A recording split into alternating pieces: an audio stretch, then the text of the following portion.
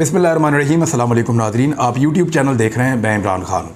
Supreme court of Pakistan में case चल रहा है कि इंतखाबात 90 दिन में होंगे। अब इसमें मुख्तलिफ मामलात निकाले गए हैं। एक तो ये है कि मेंटेनेबिलिटी का मामला जो है वो उठाया जा रहा है कि ये अज़ खुद नोटिस की समाअत हो सकती है या नहीं हो सकती, इस मामले को उठाया गया। दूसरा ये उठाया गया कि कुछ जजेज़ हैं बेंच के अंदर, उनके ऊपर जो है वो एतराज़ किया गया और आज ये एतराज़ जो है वो फ़ारूक एच नाइक साहब ने भी किया। यही एतराज़ PMLN कर रही है, PDM की जमातें और कुछ और लोग भी एतराज़ कर रहे हैं। लेकिन क्या ये एतराज़ इनको इसके जवाब बना के बेंच को तब्दील किया जा सकता है? मेरे ख्याल में इस तरह की चीज़ें एक ऐसी प्रेसिडेंट बन जाएंगी कि जो भी आएगा वो अपनी मर्ज़ी का जज लगाने की कोशिश करेगा। 9 रुकनी बेंच है और 9 जजेस की तादाद बहुत बड़ी तादाद होती है। जब ये जजेस फ़ैसला करेंगे तो वो सुप्रीम कोर्ट का एक मुतफ़िक़ा फ़ैसला माना जाएगा। कुछ लोग ये मुतालबा कर रहे हैं कि फुल कोर्ट बना दिया जाए। मेरी अज़हर सिद्दीक़ साहब से बात हुई, उन्होंने कहा कि अदालत की कार्रवाई देखकर ऐसा लगता है कि बुध वाले दिन तक, यानी बुध या जुमेरात वाले दिन तक सुप्रीम कोर्ट ऑफ पाकिस्तान किसी नतीजे पर पहुंच जाएगी और 90 दिन के अंदर शर्तिया इंतखाबात होंगे पंजाब में और खैबर पख्तूनख्वा में। इससे ज़्यादा आगे मामला जा नहीं पाएगा। मोहसिन नकवी से पूछा गया, उन्होंने कहा जी हम तो इलेक्शन करवाने के लिए तैयार हैं। दूसरा उनके पास ऑप्शन कोई नहीं है, क्योंकि आईने पाकिस्तान के मुताबिक जब भी इंतखाबात होंगे वो 90 रोज़ के अंदर अंदर होंगे और आइन के अंदर ये तमाम चीज़ें तहरीर हैं। एक बड़ी अजीबोगरीब सूरत उस वक्त पैदा हो गई सुप्रीम कोर्ट ऑफ पाकिस्तान में जब, बल्कि मैं आपको ट्वीट पढ़ के सुना देता हूं ताकि आपको सारी बात समझ आ जाएगी इस ट्वीट से ही। ट्वीट जो है वो साकिब बशीर साहब ने लिखी है, जर्नलिस्ट हैं, वहाँ मौजूद थे। उन्होंने कहा आज सुप्रीम कोर्ट में अज़ खुद नोटिस केस की समाअत के दौरान उस वक्त हैरान कुन माहौल बना जब पाकिस्तान पीपल्स पार्टी के वकील फ़ारूक एच नाइक साहब ने जस्टिस जमाल मंदोखेल का नोट पढ़ना शुरू किया तो चीफ जस्टिस ने हैरानगी से पूछा कि ये नोट आपके पास कैसे है? अभी तो ये ऑर्डर का हिस्सा भी नहीं बना, अभी तो दस्तखत भी नहीं हुए थे।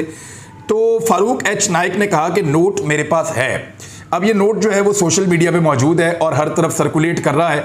तो वो कौन है जिसने फ़ारूक एच नाइक साहब का नोट जो है वो निकाल कर एक पार्टी के वकील को दे दिया, हालांकि वो अभी ऑर्डर का हिस्सा नहीं बना? ये बड़ी अनफॉर्चुनेट चीज़ है और सुप्रीम कोर्ट ऑफ पाकिस्तान को इस तरह की चीज़ें मुतनाज़ बनाती हैं और उनके ऊपर जो है वो उनको तकसीम करने की कोशिश तो आपके सामने मरीम नवाज़ ने बहुत की है और वो लगातार कर रहे हैं।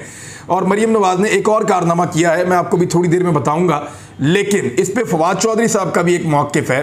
फवाद चौधरी साहब ने कहा यह बहुत काबिल तशवीश है कि जस्टिस जनाब बंदोखेल का नोट जो अभी ऑर्डर का हिस्सा भी नहीं बना वो फ़ारूक एच नाइक साहब के पास पहुंच गया। इस मामले की तहकीकात होनी चाहिए और फ़ारूक नाइक से पूछा जाना चाहिए कि उन्हें ये नोट किसने पहुंचाया। तो ये एक इम्पॉर्टेंट बात है। कल 2 जजेस के बारे में बात की जा रही थी, आज एक और जज के बारे में बात की जा रही है। तो ऐसा लगता है कि अगले 4 दिन के अंदर सारे के सारे 9 जजेस को मुतनाज़ बना दिया जाएगा।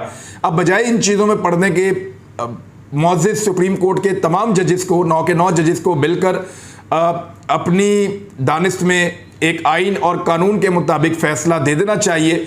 और फ़ैसला होगा क्या, इस पे मुख्तलिफ लोगों की राय आ रही है। मैं सबकी राय आपको नहीं बता सकता, लेकिन मैं आपको बताता हूँ माहिर कानून लतीफ़ खोसा साहब, जिनका ताल्लुक पाकिस्तान पीपल्स पार्टी से है और पीपल्स पार्टी इस वक्त PDM सरकार का हिस्सा है, मैं उनका मौक़िफ़ आपको बता देता हूँ। लतीफ़ खोसा ने गुफ्तगू करते हुए कहा कि इलेक्शन रवां साल ही होने हैं, चाहे कुछ भी हो जाए। आइन के मुताबिक 90 दिन के अंदर इलेक्शन करवाना ज़रूरी है। लिख कर रख लें, सुप्रीम कोर्ट 90 दिन में इलेक्शन करवाने का हुक्म देगी। लतीफ़ खोसा का कहना था कि सुप्रीम कोर्ट ने 9 रुकनी बेंच बनाकर बेहतरीन कदम उठाया है। उन्होंने दावा किया कि लिख कर रख लें, सुप्रीम कोर्ट 90 दिन में इलेक्शन करवाने का हुक्म देगी और आइन के मुताबिक सुप्रीम कोर्ट 90 दिन में इलेक्शन करवाएगी। लतीफ़ खोसा का कहना था कि सदर पाकिस्तान क्या इलेक्शन कमीशन के जाकर पाँव पकड़ने? सदर ने इलेक्शन कमीशन को मुशावरत के लिए 3 खतूत लिखे, लेकिन इलेक्शन कमीशन की जानिब से मुशावरत से इनकार किया गया, जिस पर चीफ इलेक्शन कमिश्नर को आर्टिकल 209 के तहत फारिग कर देना चाहिए। यानी सदर पाकिस्तान बुला रहे हैं, चीफ इलेक्शन कमिश्नर जा नहीं रहे और खतूत का जवाब ऐसे दे रहे हैं कि हम नहीं आते।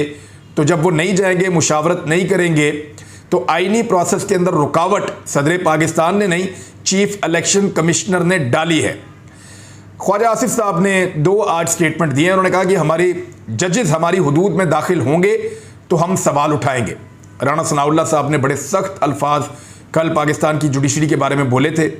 मरियम नवाज़ ने प्लानिंग के साथ बाकायदा जो पहले तस्वीर जो है पावर पॉइंट के ऊपर तैयार करवा के वो दिखाई कारकुनों को, और उनकी बुनियाद के ऊपर एक प्रोपेगेंडा किया मुअज़्ज़िज़ अदलिया के जज साहिबान के ऊपर।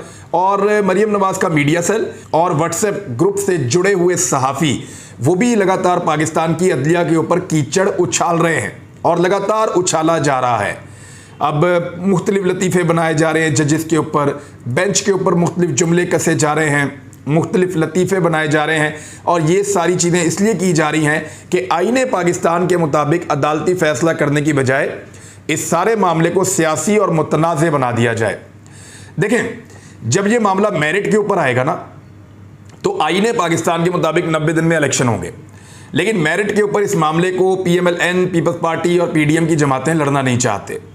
वो इस मामले को मेरिट पे लड़ने की बजाय इसको एक सियासी इशू बनाकर जजेस की तज़हीक के ज़रिए से इस सारे मामले को कंट्रोवर्शियल या मुतनाज़ करना चाहते हैं। अदालत ने काफ़ी रिस्ट्रेंट का मुज़ाहरा किया है, काफ़ी तहम्मुल का मुज़ाहरा किया है, और अदालत ने मरियम नवाज़ की जानिब से जो बदतमीज़ी का एक तूफ़ान उठाया गया उसके ऊपर कोई अभी तक जवाब नहीं दिया। लेकिन कब तक ये तहम्मुल का मुज़ाहरा किया जा सकता है? बिलाखिर अदलिया की भी एक रेड लाइन है और उसको बार बार क्रॉस किया जा रहा है। अदलिया कब तक तहम्मुल का मुज़ाहरा करेगी? किसी वक्त वो नोटिस लेंगे, और क्या उससे मरियम नवाज़ का मकसद पूरा होगा? पब्लिक के अंदर उनको पजीराई नहीं मिल रही। उन्हें लगता है कि जब वो अदालतों के साथ लड़ेंगे तो पब्लिक में उनको पजीराई मिलेगी। ख्वाजा आसिफ ने कहा कि पंजाब और खैबर पख्तूनख्वा में इलेक्शन मामले पर सुप्रीम कोर्ट के 9 जजेस का बेंच बनना खुशाइंद है। इस मामले पर फुल कोर्ट तश्कील दिया जाना चाहिए और पूरा सुप्रीम कोर्ट मसले का हल ढूंढे। अब मैं आपको एक और चीज़ दिखाता हूँ। ये ज़रा आप खबर देखें, और ये ज़्यादातर खबर जो है वो ARY में छपी है और बाकी जगहों पे भी आई है। शहबाज शरीफ ने ऐलान किया था कि जो उनके साथ वज़रा है उनकी सिक्योरिटी कम कर दी जाएगी। वफाकी वज़रा हैं, बड़े इंपॉर्टेंट लोग हैं और उनकी जान को ख़तरा भी होता है। वज़ीर दाखिला भी होता है, वज़ीर ख़ारजा भी होता है, वज़ीर दिफा भी होता है, वज़ीर ख़जाना भी होता है, वज़ीर इत्तलाआत भी होता है। तो सारे वज़रा होते हैं बड़े इंपॉर्टेंट, और एविएशन का भी होता है, रेलवे का भी होता है। तो शहबाज शरीफ ने कहा था कि हम अखराजात कम कर रहे हैं और प्रोटोकॉल्स को कम कर रहे हैं। वज़रा के साथ एक सिक्योरिटी गाड़ी का ऐलान किया गया था, लेकिन मरियम नवाज़ ने अपने चचा शहबाज शरीफ की बचत के दावों का पोल खोल दिया है। चचा की बचत के दावे भतीजी ने हवा में उड़ा दिए हैं, और मरियम नवाज़ के काफ़िले में बहुत सारी पुलिस की मोबाइलें पेश हैं। यानी मरियम नवाज़ साहिबा का प्रोटोकॉल किसी वज़ीर आज़म के प्रोटोकॉल से भी ज़्यादा है। और शहबाज शरीफ साहब जो बचत करने के दावे कर रहे थे, शहबाज शरीफ साहब जो ये कह रहे थे कि उनके वज़रा सिक्योरिटी बहुत कम लेंगे, वो अब इसको कैसे जस्टिफाई करेंगे? क्योंकि इक़दामात उन्होंने उठाने हैं, गवर्नमेंट उनकी है, और मरियम नवाज़ ने अभी तक कोई ऐसा स्टेटमेंट नहीं दिया या कोई ऐसी चीज़ नहीं की जिससे उनकी जान को ख़तरा हो, और ना उनके बारे में ऐसे कोई थ्रेट्स मौजूद हैं। ना वो आज तक कभी MNA बनी, ना वो आज तक कभी वज़ीर बनी, ना वो आज तक कभी किसी हुकूमती अहम ओहदे के ऊपर रही। तो जो वफाकी वज़रा हैं उनको तो एक एक गाड़ी, और मरियम नवाज़ के साथ गाड़ियों का पूरा एक बारात, एक बहुत लंबा काफ़िला। तो ये बदकिस्मती भी है और ये फजूल खर्ची भी है। शहबाज शरीफ साहब के कहने के बावजूद उनकी भतीजी ने पाकिस्तान का पैसा दोनों हाथों से लुटाना मुनासिब समझा है। दूसरी जानिब एक और बड़ी न्यूज़ है, वो ये है कि इलेक्शन कमीशन ने कौमी असम्बली की 27 नशिस्तों पर ज़िमनी इंतखाबात रोक दिए हैं, क्योंकि बाकी सारी पॉलिटिकल पार्टीज़ ने पहले इसका बाइकआउट कर दिया था और पाकिस्तान तहरीक इंसाफ इसको इलेक्शन को लड़ने जा रही थी। लेकिन साथ ही उन्होंने ये कहा था कि स्पीकर ने पहले हमसे झूठ बोला कि जब तक ये सारे मुझे मिलने नहीं आएंगे तब तक मैं इस्तीफ़े कबूल नहीं करूँगा, और उसके बाद जब हमने असम्बली में जाने का फ़ैसला किया तो उन्होंने एकदम इस्तीफ़े कबूल करना शुरू कर दिए। तो ये उनकी एक सियासी हिकमत अमली है, इसका कानून और आइन से कोई ताल्लुक़ नहीं है। लिहाजा अभी जो है वो अदलिया ने एक हुक्मनामा भी जारी किया हुआ है, और दूसरी जानिब इलेक्शन कमीशन ने कौमी असम्बली की 27 नशिस्तों पर ज़िमनी इंतखाबात रोक दिए हैं। मरियम नवाज़ साहिबा ने एक बयानिया बनाया, और मरियम नवाज़ साहिबा का बयानिया क्या था? उनका बयानिया ये है कि जनरल फैज़ हमीद ने उनको बहुत नुकसान पहुँचाया, और जस्टिस मज़ारुद्दीन नकवी साहब की उन्होंने बात की, जस्टिस एजाजुल एहसन साहब की उन्होंने बात की। तो कुछ चीज़ें मैं आपके सामने रख देता हूँ, आपको समझ आ जाएंगी। नंबर 1, जस्टिस मज़ारुद्दीन नकवी ने नवाज शरीफ के खिलाफ आज तक कोई फैसला नहीं दिया। वजह यह है कि वो 2020 में सुप्रीम कोर्ट में आए हैं और उससे पहले वो नवाज शरीफ साहब के किसी केस के अंदर जज के तौर पे मौजूद नहीं थे। साकिब निसार, जिनका उन्होंने नाम लिया, वो पनामा बेंच का हिस्सा नहीं थे।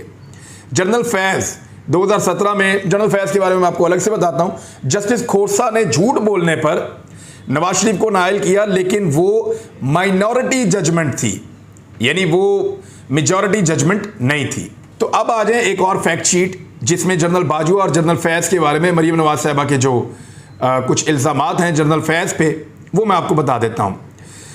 नवाज शरीफ डिस्क्वालीफाई हुए 27 जुलाई 2017 को। उस वक्त आर्मी चीफ जनरल कमर बाजवा थे और DGISI नवीद मुख्तार थे, जनरल फैज़ के ही नहीं थे। नवाज शरीफ को जेल हो गई और 10 साल के लिए उनको जेल में भेजा गया। 6 जुलाई 2018 को आर्मी चीफ बाजवा साहब थे और DGISI नवीद मुख्तार साहब थे। अब इन दोनों चीज़ों में तो जनरल फैज़ का कोई रोल ही नहीं था। हाँ, लेकिन एक चीज़ में जनरल फैज़ जो है वो रेलिवेंट हो सकते हैं, क्योंकि नवाज शरीफ साहब को जो पाकिस्तान से फ़रार करवाया गया वो 19 नवंबर 2019 को करवाया गया और उस वक्त आर्मी चीफ जनरल बाजवा थे और DGISI फैज़ हमीद थे। जनरल फैज़ हमीद ने बहुत मदद की है PMLN की बहुत सारी जगहों पे, यानी जनरल फैज़ हमीद साहब के टाइम के ऊपर PMLN को बड़े फ़ायदे पहुंचे हैं और बहुत बड़े बड़े फ़ायदे पहुंचे हैं और उनका जो डील का प्रोसेस है वो उसी दौर में शुरू हुआ था। यानी ऐसे ही नहीं सलमान शहबाज पाकिस्तान से बाहर निकल गया था, अली इमरान भी इसी तरह जो है वो अचानक पाकिस्तान से बाहर नहीं निकल गया था। तो बहुत सारे लोगों को बहुत सारी सहूलतकारी एस्टेब्लिशमेंट की जानिब से दी गई थी, लेकिन मरीम नवाज साहिबा आज जिन्होंने उन पर एहसान किया उन्हीं पर कीचड़ उछाल रही हैं, सिर्फ सस्ती शोहरत के लिए और अपनी एक कंपेन बनाने के लिए। कभी वो फ्राई पैन को बीच में ले आती हैं, कभी वो काल कोठरी कह देती हैं एक VIP कमरे को, और बड़े अजीबोगरीब किस्म के स्टेटमेंट देती हैं। नवाज शरीफ के बारे में उनका दावा है कि नवाज शरीफ फ्रंट से लीड कर रहा है और जुल्फी बुखारी के बारे में इन लोगों का दावा था कि वो पाकिस्तान से भाग जाएगा। तो आज रावलपिंडी में जेल भरो तहरीक में गिरफ्तारियां हुई हैं। जुल्फी बुखारी ने गिरफ्तारी दी और चौहान साहब ने गिरफ्तारी दी, दीगर कुछ और रहनुमाओं ने गिरफ्तारी दी। कोई 90 के करीब कारकुन पाकिस्तान तहरीक इंसाफ के रावलपिंडी में गिरफ्तार हुए और पुलिस जो है वो कारकुनों को वापस भेज रही थी, इसलिए कि जो प्रिजन वैन्स हैं उनके अंदर मजीद जगह मौजूद नहीं थी, बल्कि वो ज़बरदस्ती वैन से उतार के उन्होंने बंदे कम किए और उसके बाद जितने बंदे उनके साथ जा सके उनको वो जेल लेकर चले गए। PTI के ज़्यादा लोग जेल जाना चाहते थे, लेकिन पुलिस के पास कैपेसिटी कम थी रावलपिंडी में, लिहाजा 90 के करीब लोग जो है वो जेल जा सके हैं। जुल्फी बुखारी के बारे में कहा जाता था कि ये पाकिस्तान को छोड़कर लंदन में भाग जाएगा, लेकिन आपने देखा कि उन्होंने गिरफ्तारी दे दी। लेकिन जिस शख्स ने फ्रंट से लीड करना था वो लंदन में बैठा है और पाकिस्तान वापस आने का नाम नहीं ले रहा, हालांकि उसके भाई की इस वक्त पाकिस्तान में हुकूमत है। अल्लामा राजा नासिर अब्बास जैदी साहब ने कल कहा था कि वो भी गिरफ्तारी देंगे। इमरान खान साहब ने उनके इस एक्ट को सराहा भी था और बिलाखिर उन्होंने गिरफ्तारी दे दी है और वो भी एक प्रिजन वैन के अंदर अपने साथियों समेत भर के जेल पहुंच गए हैं। अब दूसरी जानिब जो शाह महमूद कुरैशी साहब हैं और असद उमर साहब हैं, उनके लिए भी मामलात अदालत में गए हैं। असद उमर साहब ने स्टेटमेंट भी दिया है और उनका ये कहना है कि ये बहुत ज़्यादा डरे हुए हैं, हमें अदालतों में पेश किया जाए, हमारे ऊपर मुकदमात बनाए जाएं और कानून के मुताबिक चलाया जाए, ये सियासी नौयत की चीज़ें हमारे साथ ना की जाएं। बहरहाल असद उमर साहब की अहलिया ने रुजू किया है अदलिया से और दूसरी जानिब शाह महमूद कुरैशी साहब के साहबजादे और साहबजादी जो है वो अदालत में गए हैं, उन्होंने रुजू किया है और वहाँ पे खासी सुबकी भी पाकिस्तान तहरीक इंसाफ को हो रही है कि अगर गिरफ्तारियाँ दी हैं तो फिर थोड़ा सब्र कर लें। मेरे ख्याल में गिरफ्तारियां देने के बाद पाकिस्तान तहरीक इंसाफ के रहनुमाओं को अपने दिमाग में ये रखना चाहिए कि 1 महीने तक शायद उन्हें बंद रहना पड़ सकता है, या हो सकता है कि 15 दिन या 1 हफ्ता, लेकिन 2-4 दिन के अंदर ही इस तरह का रद्द आना 2 दिन में 3 दिन में ये मुनासिब नहीं होगा। इससे इमरान खान साहब का जो कॉज है उसको नुकसान इसलिए पहुंचेगा कि एक तरफ पाकिस्तान तहरीक इंसाफ कह रही होगी अगले इजला के अंदर आप गिरफ्तारियां दें और एक तरफ पीछे से लोग जो हैं वो अदालतों से रिलीफ मांग रहे होंगे। तो इन चीज़ों को छोड़ देना चाहिए और जो जहां बंद है वहां पे इंतजामिया से रुजू करके उनको खाना शाना पहुंचाएं, दवाइयां वगैरह पहुंचाएं और देखें जो सियासी स्टेटस होता है एक सियासी कैदी का वो उसको मिलना चाहिए, इसके लिए अदालत से रुजू किया जाए। अब अगर जल्दबाजी करेंगे तो फिर पहले गिरफ्तारी नहीं देनी चाहिए थी।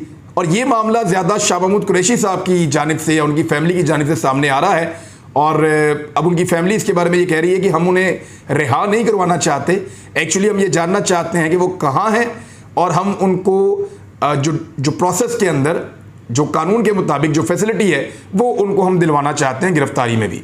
एतजाद अहसन साहब ने मरीम नवाज साहिबा के बारे में फरमाया है कि मरीम नवाज ने तो हद ही कर दी है, जजेस की इस तरह जगहसाई नहीं कराई जा सकती, ये एतजाद अहसन साहब ने कहा है। मरीम नवाज के अदलिया पर हमले के हवाले से उनका कहना था कि मरीम नवाज ने तो कल तकरीर में हद ही कर दी, जजेस की इस तरह जगहसाई नहीं कराई जा सकती, जजेस पर इस किस्म की तनकीद के बिल्कुल हक में नहीं हूँ।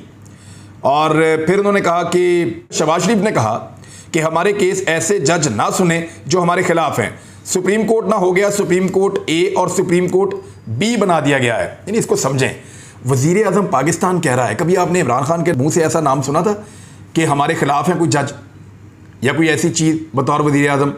तो शहबाज शरीफ बतौर वज़ीर आज़म एतजाद अहसन साहब के बकौल भी जो उन्होंने भी एतराज़ किया है, वो ये कह रहे हैं कि वो जजेस हमारे केस ना सुने जो हमारे खिलाफ हैं। यानी ये कैसे कह सकते हैं? तो नाज़रीन अब तक के लिए इतना ही, अपना ख्याल रखिएगा। मुलाकात होती है अगले व्लॉग में। अल्लाह हाफ़िज़।